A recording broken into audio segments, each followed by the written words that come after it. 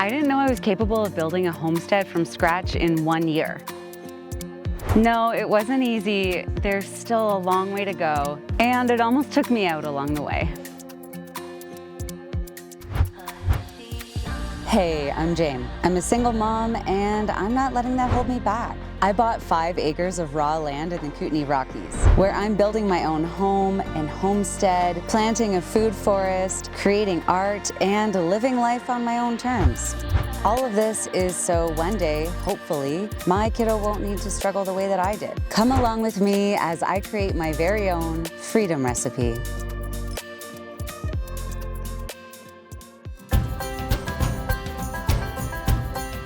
Last spring, I started the wildest project I never thought I'd do alone. I decided to try to turn this abandoned land and neglected forest into a thriving home and farm with no budget. I don't mean that the budget was unlimited, I mean I had no money. I was 100% enthusiasm with 0% plan. Ignorance is bliss, so even though I had no experience in logging and very little in excavation, I looked at these woods in the mountains and saw my forever home. I only say this confidently now because we're living here, but let me show you what I had to work with. This lot was all gullies. 2 huge, steep drops in the foothills of a huge mountain range. But despite the challenge, it was love at first sight for me. Lots of potential buyers came to check out this piece of land, but no one was willing to take it on because how could anyone even drive a car into this place, let alone a logging truck?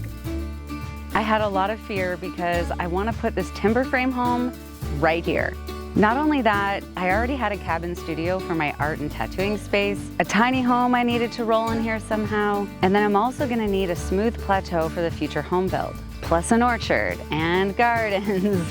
And altogether, that's a lot crammed into a place without much flat ground.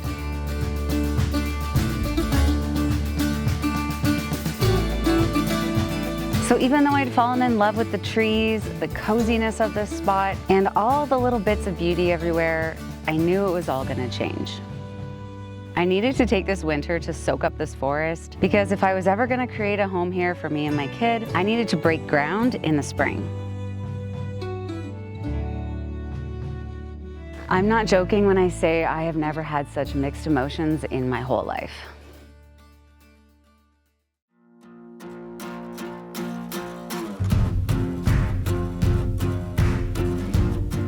This logging project was overwhelming, and that's putting it lightly. Luckily, I've lived around here for a while, so I knew a guy who knew a guy. And one day, that guy showed up with some big machines, tons of knowledge, and an experienced logger by his side. I let go of control and trusted them to make the best and safest decisions.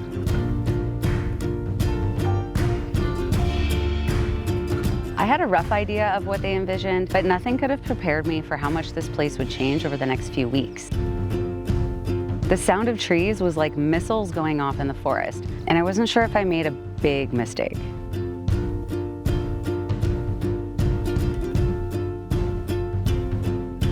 The trees coming down would be like, boom. And I was really grateful that they were doing the dangerous work, but I did feel really bad for all the insects and the little creatures that called those trees home.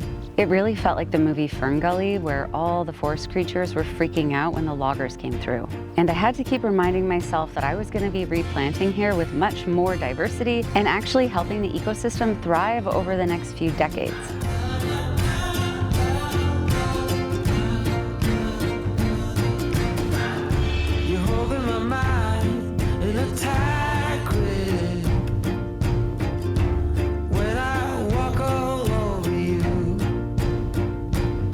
See, there's a rule that you should keep trees 150 feet away from your house so that no one gets squashed in their bed, and all of these trees are 100 feet tall or more. So in order to remove the trees in the danger zone, the first task had to be creating a road for the logging truck to come in and out of. This was the first real change that I saw, and to be honest, it was magical.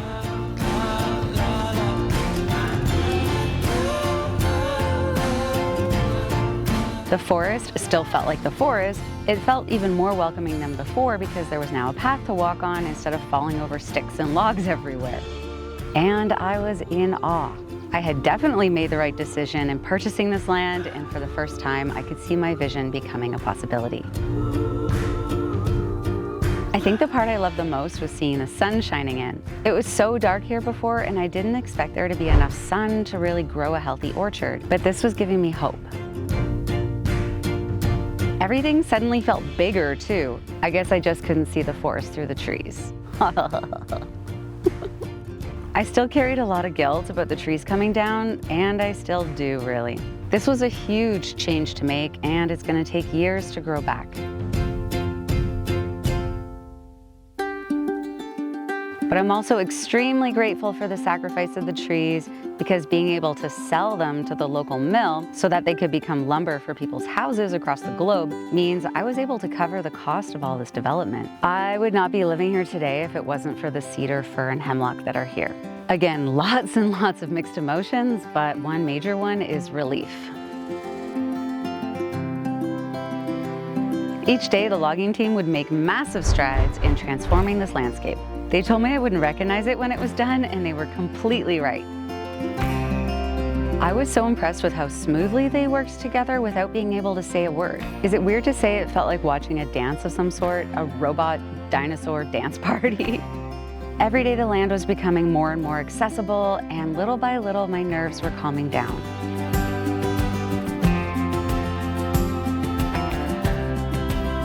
Luckily, my brother Ben came now and then to lift my spirits and lend a hand. We even felled some trees on our own too. At the time, I still wasn't sure if the sale of the trees would truly cover the cost of all of this. Plus, I had to figure out how to pay for power and water to get to the build site when it was ready. But I was just trying to stay stoked in the moment so I didn't lose my mind and completely want to bail.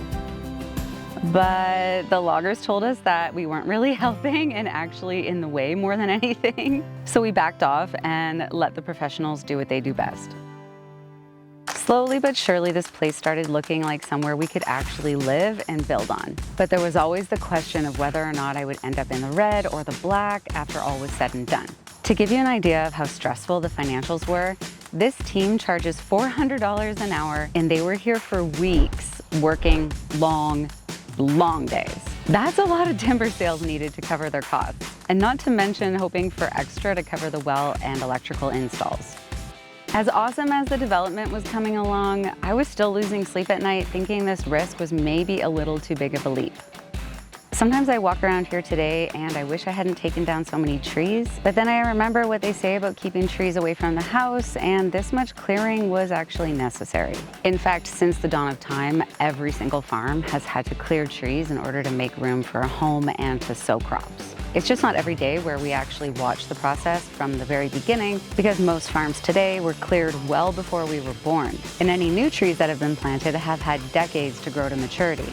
If we zoom out and look at the big picture, my spot is a tiny sliver within thousands of acres of wild forest. And it might surprise you to know that this whole mountain range was logged and or burned all the way to the ground at the turn of the 20th century during the gold rush. But it all grows back.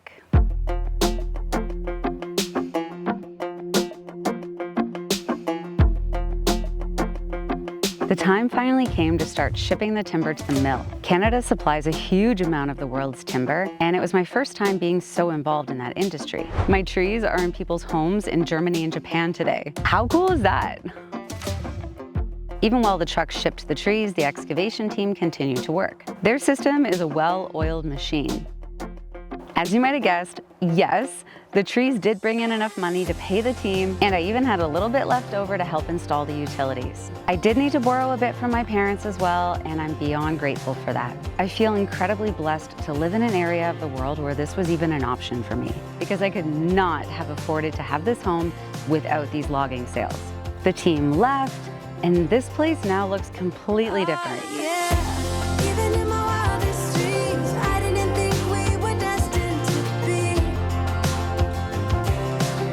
Like a blank canvas, it was ready for my tiny home to roll right in. There's room for my timber frame home, my cabin studio, and my orchard. It feels like a new land with tucked away corners for my kid to explore. And after I fill it with plants, it will become a magical, storybook-like secret garden. But before I could do any of that, I needed a system for water.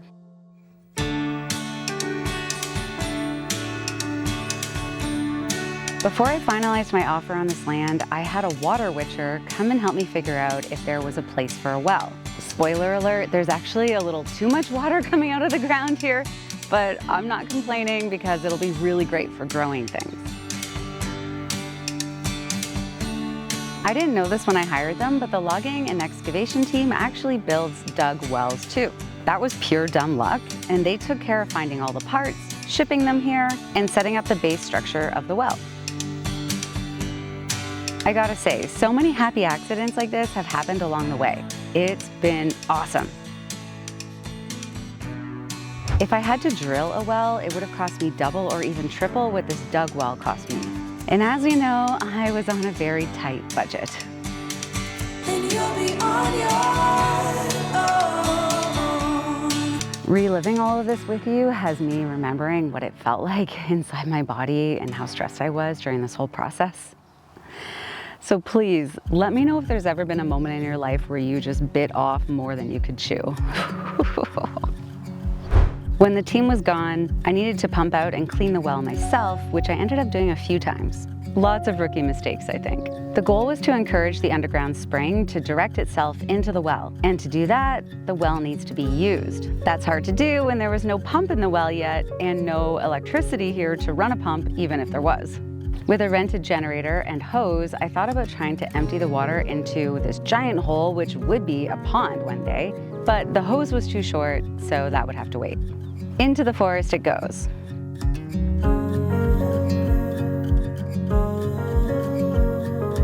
I wanted to make sure that the pond didn't have any holes in the bottom where the spring was coming up into it, because those holes could become drain spots in the future. It would suck to have a big, beautiful pond just to see it empty out after a couple of years.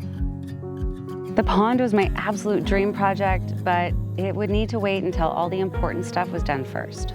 Stay tuned to the end of the video to see that.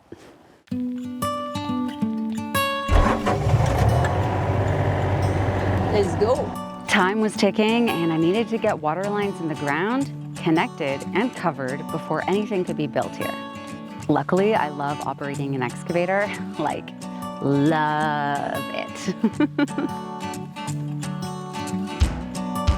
And these trenches needed to be 350 feet long from the well to the tiny home spot. They also needed to be 6 feet deep because the ground is all clay and the freeze line is quite low.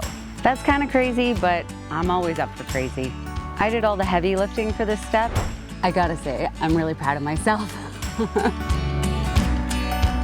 My mom, dad, and Ben came to help for a few days to pitch in as well, and that was the motivation I needed to push through such a messy job. I'd rented the excavator for a week, and it was long days, but satisfying progress.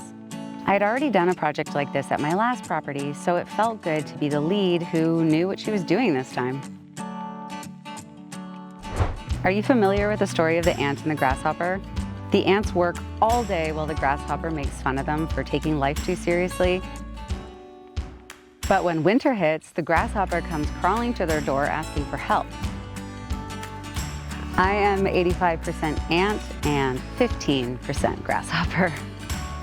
Yes, I could play a little more these days, but I've had a lot of play in my life, and now I have a kid to provide for. I'll play more again in my future, and I will be able to do things like travel again without always coming back home broke with a $0 net worth afterwards. Which was my usual MO.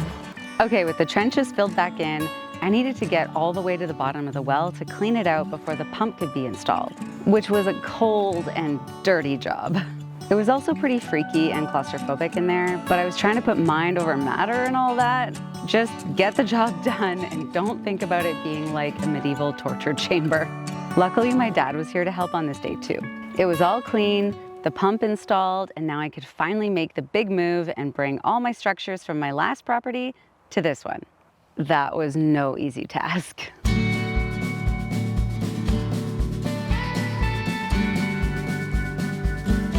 It was the day I'd been waiting months for. Time to officially live here. I have rarely felt this level of happiness, and all the hard work was paying off. I got to move my tiny home, my outhouse I call the throne room, and also my cabin studio. A couple of them were pretty tall, so I suggested that we have a pilot truck in front with a dead log cut to the same height as the structures. That way we'd have a warning if they were gonna hit the electrical lines across the highway. I honestly lucked out again with the dude I hired to help us move. He was so skilled, and even the slate flooring didn't crack throughout the tilting, pulling, and rocking. These might seem like small structures, but I built them with love alongside friends and family, so I wasn't gonna leave them behind. Plus, it might not seem like they'd cost that much, but in today's economy, material adds up way too quickly. It was cheaper to hire a mover, and I'm also stoked I don't need to construct them from scratch again.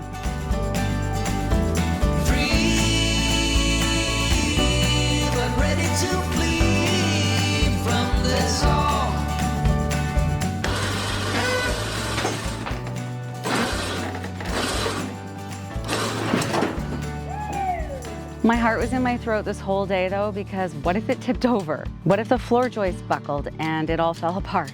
Gah, what a trip. And this throne room was the smallest of the 3 structures, so this was kind of the test run. Matt the mover didn't seem concerned, so we kept trucking along. I must be strong, 'cause this might go on for long. Turns out getting it off the trailer was scarier than loading it.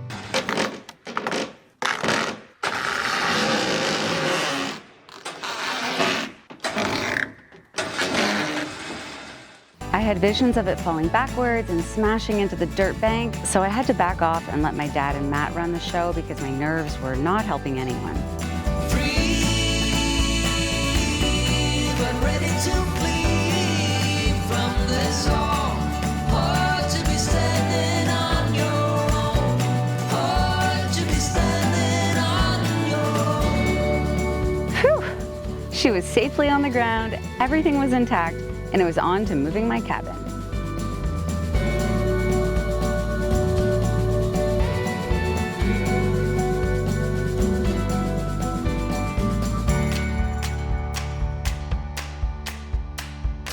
I'd had the brilliant idea that we'd cut the legs off the cabin as we went, and that meant I had to go under the cabin to cut all the middle legs off first.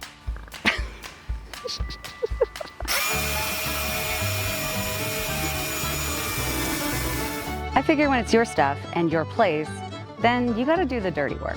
I don't really mind the messy, dangerous jobs once I get in the groove, you know? The cabin was so much trickier to get onto the trailer than the throne room was. The main thing was that the cabin was the same width as the trailer. So if it was off by even a couple of inches, it was a huge problem. With the cabin half on the trailer and half on the ground, I kept needing to go underneath and cut off those middle legs. That was getting pretty scary, not gonna lie. I had a big sigh of relief when I finally got out of there.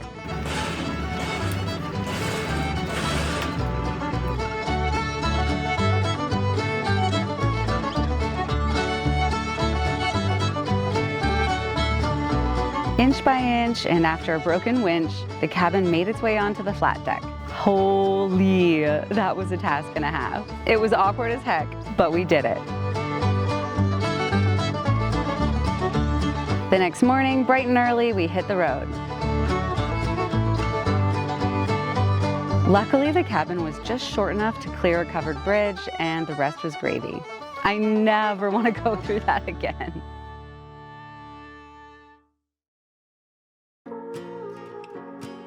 Unloading the cabin was actually easier than the throne room because it wasn't top heavy. It ended up sliding off smoothly, and I'd already buried the electrical line to hook into it. Well, I can hook into it after the power company installs our poles, that is. I think we all needed something to go well at this point, and I bet Matt was glad to see this job behind him.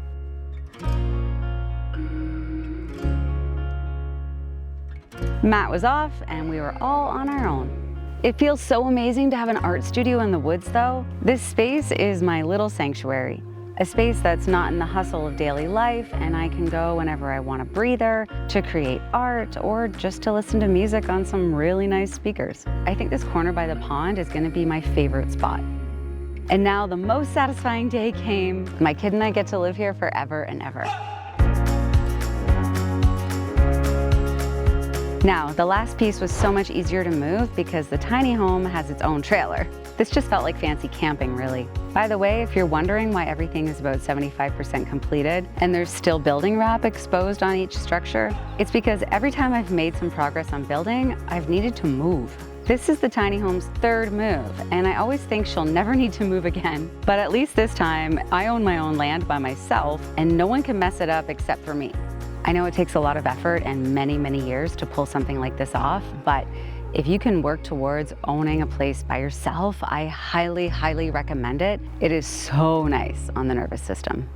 We had to do a 3-point turn across the whole front yard, and with both truck and trailer measuring in at over 50 feet, that is a tight maneuver.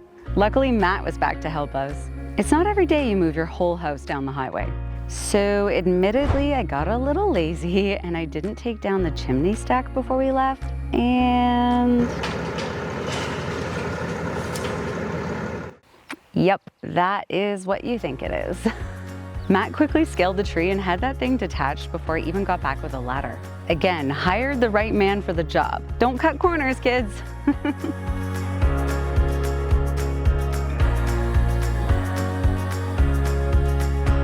Getting out of this driveway was the hardest part of the journey, but once we were rolling, we were good to go.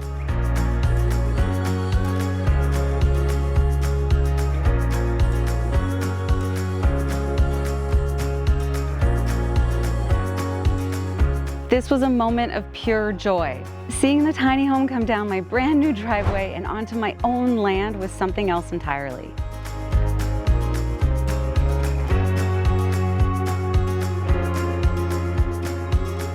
I never thought I'd be in a position like this. I always assumed I needed to create a home with a partner or a friend like I'd done in the past. Never in my wildest dreams did I think I'd be creating my dream home and homestead by myself.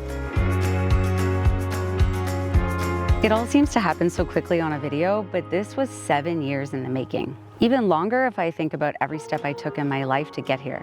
There are many times when I thank my past self for putting in the effort so that I can enjoy the fruit today. I'm also very much looking forward to all the literal fruit that grows out of all the labor that I'm putting in now. This, to me, was the moment the land became our home. This is the safest I've ever felt in my adult life. I never need to move again if I don't want to. It took me until after 40 to get here, but it was worth every sacrifice. The best part is that now my kid will always have this place as well. Leaving them with land, a food forest, and a safe home will be the greatest gift I could have ever hoped to give. But before I could plant anything, I needed to deal with the very real reality of getting electricity here because nobody wants to spend the winter without heat.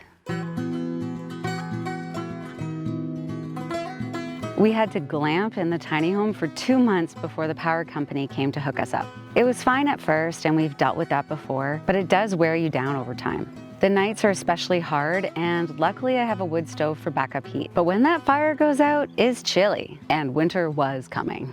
The electric plan was to go from an existing pole near the top of the driveway all the way back to the tiny home and build site at the back of the property. But before the power company would even start, I had to have a certified electrical shed built and decked out with the main panel installed. So my family came to help me hustle to meet that deadline. My dad led this project, and he would be working on it while I was at work, and then we'd work on it together when I got home. I underestimated how long it would take. It seems like such a small thing, but I had to have proper concrete footings, and of course I had to make it a little artistic too.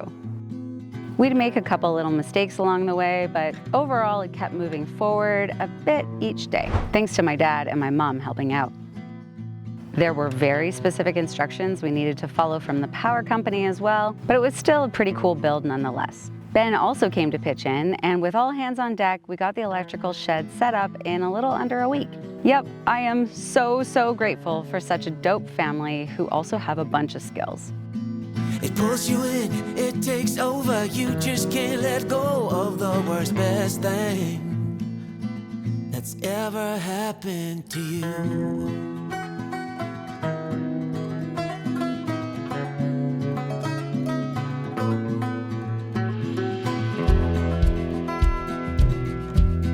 Sometimes I forget that when I started building the tiny home, I didn't even own a hammer. I wasn't totally green, but I also didn't know how to use a skill saw. And these two guys have taught me almost everything I know. My dad's a world-class sheet metal fabricator and roofer, and he knows a lot about carpentry and general handyman knowledge. My brother is also all of these things as well.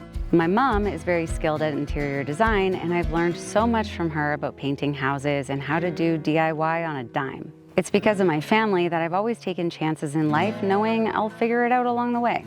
I hope I never take it for granted how beneficial it is to be born into a blue-collar family.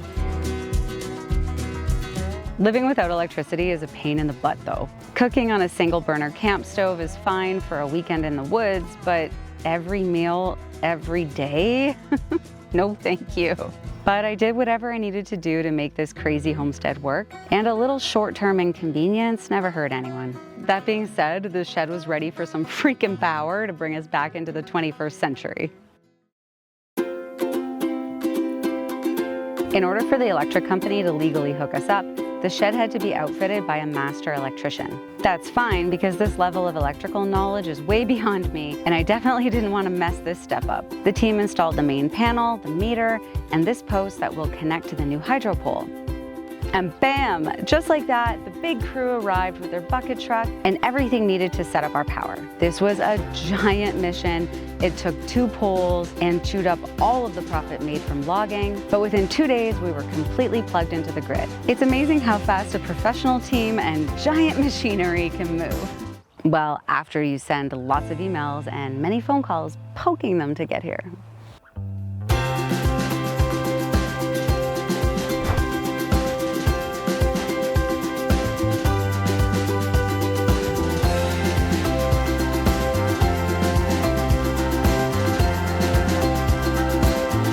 Now we can cook again, have a fridge again, shower again, see properly after dark, and generally feel human again.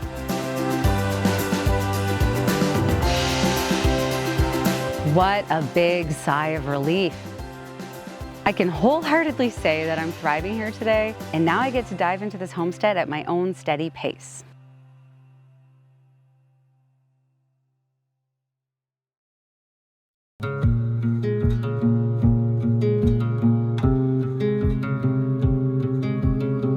Remember how I was wishing I could have filled up the pond earlier, but it had to get pushed back until all of the important things had been set up here first? And how I've been dreaming of a pond ever since I first sketched out the design of this homestead? Well, this land has such an incredible amount of water pouring through it 24/7, and the underground springs started flowing even more after the trees were removed, which meant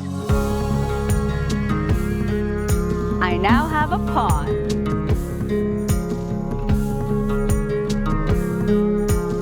We also had the wettest, warmest winter I've ever experienced, and starting in December, the pond was getting filled constantly. I thought the water would stop flowing eventually, but it has just kept on going. And a total surprise was the coolest turquoise greeny blue color that it is. That's just another example of the luck that keeps coming with this land. If the water continues to flow all year round, then I'll always have this small waterfall feature going into the pond too. It will be here every spring for sure though. So many times I just walk around here giddy at how much everything has worked out. Don't worry, I did install an overflow pipe for the pond, so the cabin and the throne room aren't gonna get washed away. This has become my chill zone, my spot to come each day to take a pause, listen to nature, and just look into the water. The pond is the thing I never knew I truly needed.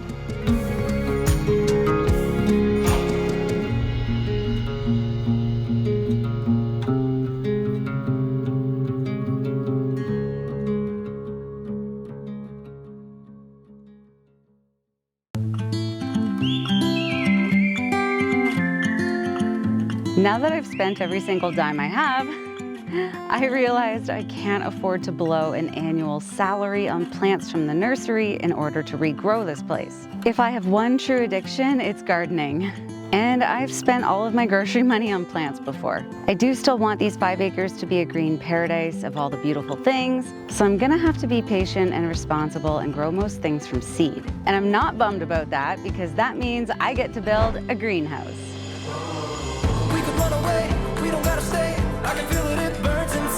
I've done this project all on my own, and I'm still working on it as spring has finally arrived. No joke, I think I'm as excited about having a greenhouse as I am about the future timber frame home.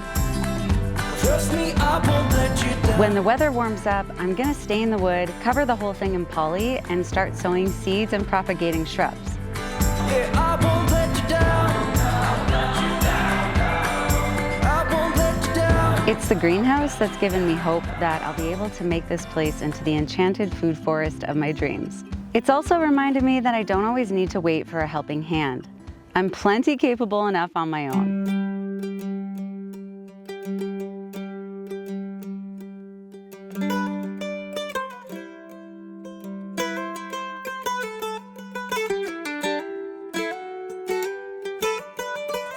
Now that we're safely living here, I can honestly say that that was the most foolish and reckless idea I've ever had, and also my best. It might be small, but this is the safest I've felt in decades.